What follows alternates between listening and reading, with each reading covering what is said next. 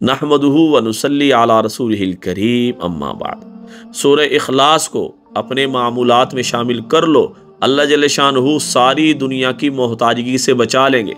سنن ترمذی کی یہ روایت ہے، آپ علیہ السلام نے فرمایا، جو شخص رات کو سوتے ہوئے سورہ اخلاص، سورہ فلق، سورۃ الناس 3 مرتبہ پڑھ لے، اللہ جل شانہ ہر مصیبت سے، ہر فتنے سے، ہر آفت سے اس کو محفوظ فرما لیں گے۔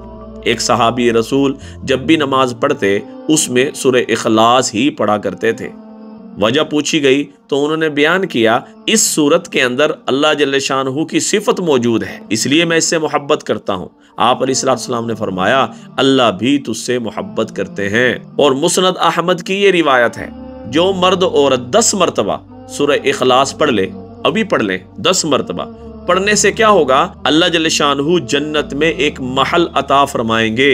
اور ایک فضیلت تو عام ہے، مشہور ہے، جو 3 دفعہ سورہ اخلاص پڑھ لیتا ہے، اللہ جل شانہ ایک قرآن کے برابر ثواب عطا فرما دیتے ہیں۔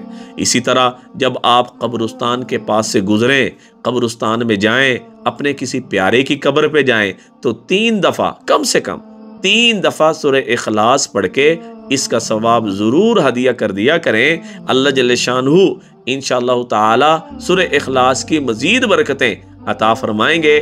دعاؤں میں یاد رکھیں، صدقہ جاری سمجھ کے شیئر کریں۔ السلام علیکم ورحمۃ اللہ وبرکاتہ۔